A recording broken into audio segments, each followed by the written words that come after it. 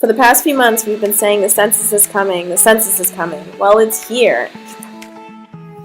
Starting March 12, 2020, the Federal Census Bureau began mailing out invitations to every household asking that the census questionnaire be completed. The U.S. Census is a national survey conducted every 10 years to count every living person in the United States. People of all ages, races, and ethnic groups, including citizens and non-citizens, must be counted. So look for the letter invitation in the mail, and please tell your relatives, friends, and colleagues to do the same. The invitation letter will have a unique identification number on it, which you can use to complete the census questionnaire through the U.S. Census website, which is 2020census.gov, or you can call the Census Bureau and complete the questionnaire by telephone. The number to call will be included on your letter invitation.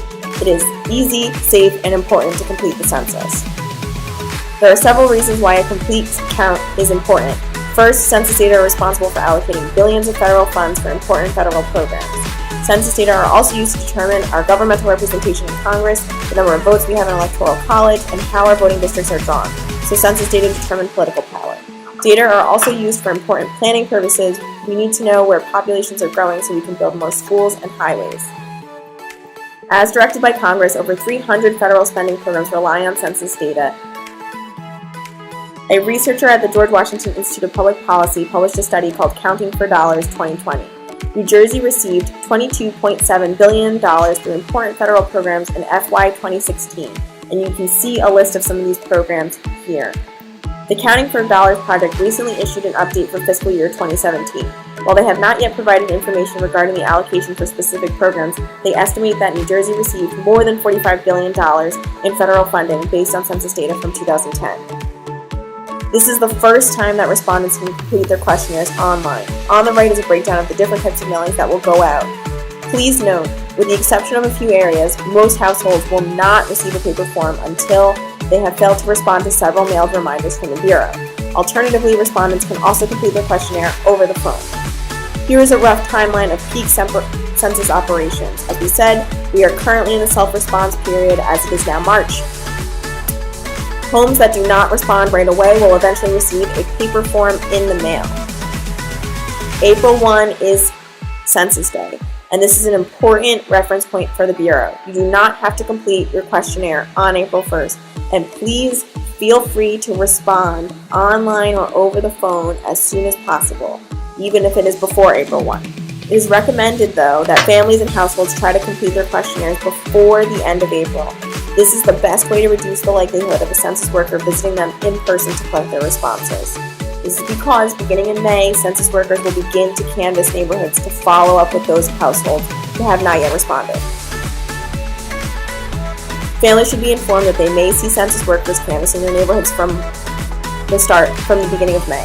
They should know that census workers will always wear a photo ID with an expiration date and a special U.S. Department of Commerce watermark. If folks are at all concerned, they can contact the Census Bureau. The census is easy to complete. The questionnaire should take about 10 minutes and it can be done on your own schedule. The survey will ask basic questions like your name, age, gender, and race of all those in the household, as well as some other questions. The Census Bureau will never ask for personal financial information. If you receive something in the mail that appears to be from the Bureau, but it is asking for your Social Security number or saying you need to mail a check, proceed with caution. This might be a scam and should be reported to the Bureau immediately. The Census Bureau will also never ask questions on behalf of a political party, so if you receive a questionnaire in the mail that asks politically related questions, it is not from the Census Bureau.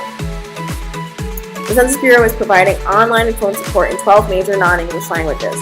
There will also be additional language assistance to the Bureau's language guides, and these will be offered in 59 different languages and will be available in print and video form. The hard copy form that will be mailed out will only be available in English or Spanish. Here are some common questions we receive about self-response. Do we know what the census questionnaire will look like? The answer is yes. The Bureau has included a sample of the paper questionnaire on the website, and they have posted a video that walks through the online response module. What will the envelope I received from the Census Bureau look like? The Bureau has also posted samples on their website of what these mailings will look like at different stages. You can view a copy of the envelope using this link. It's really important that you know that you can help make sure New Jersey has a complete count in 2020. Remind people that you interact with the census can be completed on their own schedule. You can choose the time that you enter in information. As we've shown, the questionnaire asks for basic information and should take about 10 minutes. One caveat, for larger households, the questionnaire may take longer to complete, particularly if the individual completing the questionnaire doesn't know the ages or birth dates of all those residing in the home. So let people know when information is needed, particularly birth dates Second, remind community members that responses submitted on the census questionnaire are protected by federal law. Census Bureau staff are prohibited from sharing information with other government agencies and law enforcement entities at a federal, state, and local level.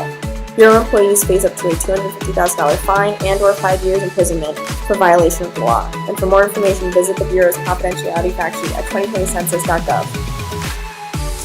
The general rule of thumb is to include everyone who lives with you, even if they're not related to you. Newborns should be counted even if they are still in the hospital on April 1, 2020.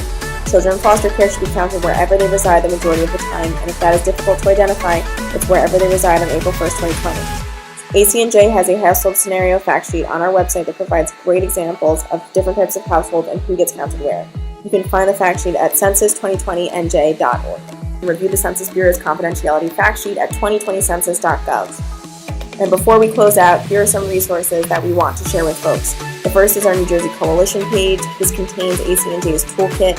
Next is a link to the list of complete count committees across the country. This is followed by 2 interactive maps that users may find helpful in identifying hard-to-count populations in their communities. Next is a link to the Bureau's response rate maps. Check back here on March 20th to see how your community is doing when it comes to self-response. Next is a link to the Department of State Census page. They've created their own organizing toolkit as well as a kiosk guidance for organizations to implement. The last 2 links are from the Census Bureau. The Bureau has a wealth of outreach materials that folks should utilize: posters, fact sheets, you name it. Lastly, if you work with students, the Bureau of Statistics in Schools resources are a great tool, and these are grade-level appropriate lessons for pre-K through 12 to integrate into your existing curriculum. And just a reminder, 10 years worth of missed data can have a big impact. A 2-year-old missed in 2020 won't be counted again until they are 12. So let's get out there and remind people to fill out their census today and to make sure that everyone residing in their household should be counted.